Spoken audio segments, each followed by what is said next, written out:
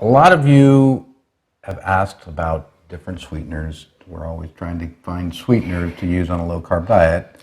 Talk about that later. But a number of you in the comments asked about Yacon syrup. It's something that we hadn't really heard too much about. So Yacon syrup comes from the Yacon root, which is grown in the Andes Mountain. Okay. In fact, our Yacon syrup is Peruvian natural, so Peru is where it comes from, South America. They've been using it for a long time down there as kind of a natural health benefit.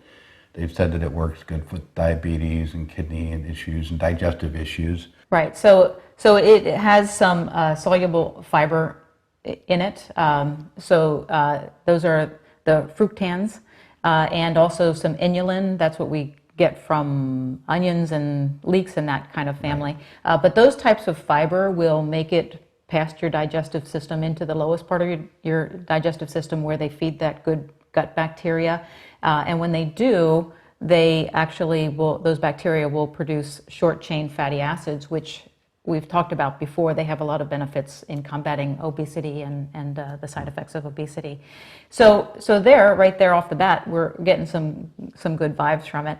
There are also some sugars in it. There's fructose, glucose, and sucrose.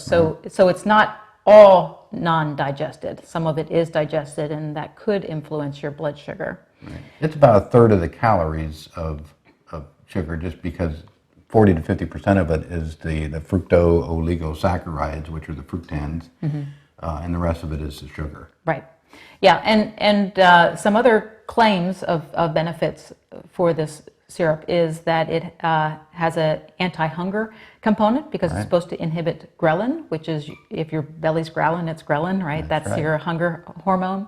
And also it is said to be good for combating constipation, which is important for a lot of people that switch to a low-carb diet. Right. So we thought it was worth taking a look at. It was, yeah. So they actually did, the other important part of this is that they actually did a study. They took 55 women, so it wasn't a small group. They split them into 3 groups. One was a placebo group, and the other 2 groups one got a lower dose of the Yacon syrup, and one got a higher dose of the Yacon syrup. The daily intake of Yacon syrup, and they had them have it before their meals, so breakfast, lunch, dinner. Ended up with a decrease in body weight, a decrease in waist circumference, and a decrease in body mass index. They also had a decrease in fasting insulin, although there was no effect on fasting glucose. So I thought that was kind of an interesting thing too.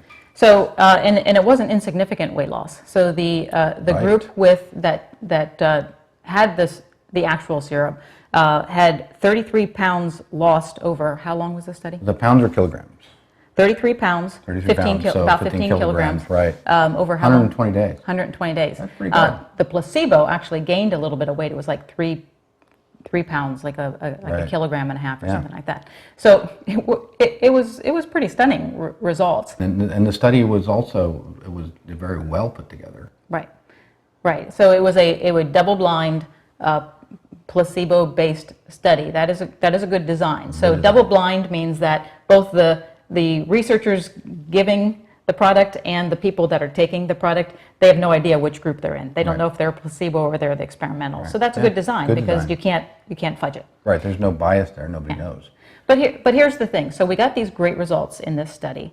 However, these women were on a low-fat, somewhat calorie-restricted diet. You are not following a low-fat diet.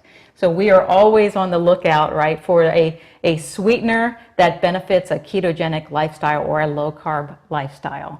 And I'm going to say it now, and I'll say it again. You got to get over it.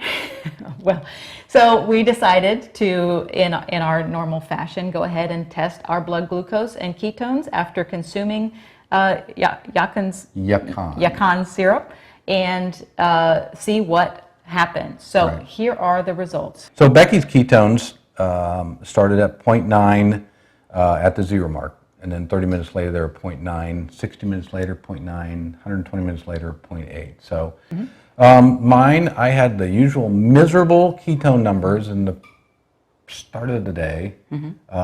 Started at 0.3, then I went down to 0.2, and then I stayed at 0.2 at 60 and 120. So, Right. and we've talked about that. Yeah, we've talked about the dawn effect before, and we have a video. We'll point to that. Yeah, and I should say, because I know somebody's probably going to ask, but I typically check my ketones when I'm checking them on a daily basis. I check them closer to like 11 o'clock in the morning, and they're usually just fine by then. It's just this first part of the day that I'm always low. So that was okay. We get into the blood glucose. So Becky started at 87.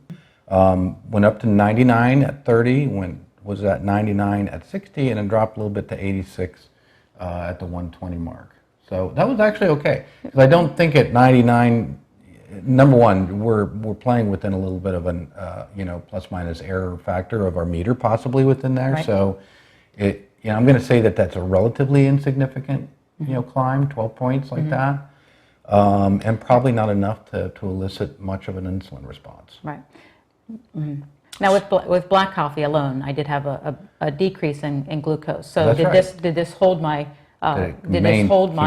glucose up? I really can't say. Right. Yeah.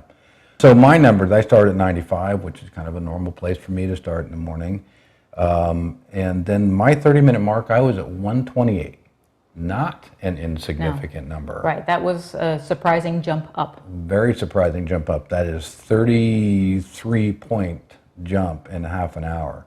At 60 minutes I dropped to 105, and then at 120 I was at 108. So it did drop back down a little bit. But I've got to assume that at 128 I'm getting an insulin response from that. And I it just didn't drop down. It didn't drop down a lot like I would have liked to have seen it. So we talk about this whole insulin resistance thing.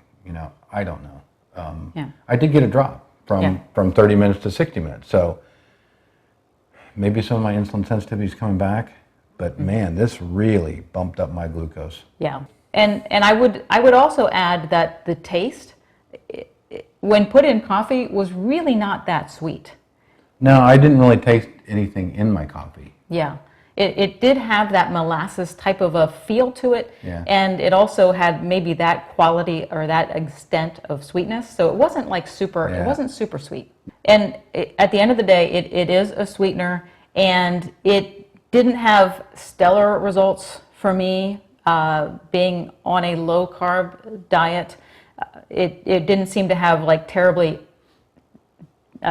results for my blood glucose or ketones. For you, it did not have beneficial results for your blood glucose. No. So the study was done on women who are following a low-fat, somewhat calorie-restricted diet. We tested on a low-carb, very low-carb ketogenic diet. And we're gonna say, just based on our results, we would not be using this on a regular basis. Yeah. There are a couple things, if it's something that, if you're very insulin sensitive, or if you need to get some of these benefits, if you want to use this, you can't cook with it. It does not hold up to heat. And also, if you're one of these people who's got irritable bowel or Crohn's, or one of the conditions where you've got to be concerned with what's called FODMAPs, this is kind of on that list, so you would want to avoid this as well. Yeah, so there you go. Obviously, one scientific study and one study from us. Well, I'm like a so-so. Okay, I'm a thumbs down. Is not a whole lot to go on, but it's a little bit better than what hopefully you had before you watched this video. Thanks so much for watching. We will try to keep bringing these informative videos, hopefully, to you. So please subscribe, and we will be back soon with another video. Thanks. See you later.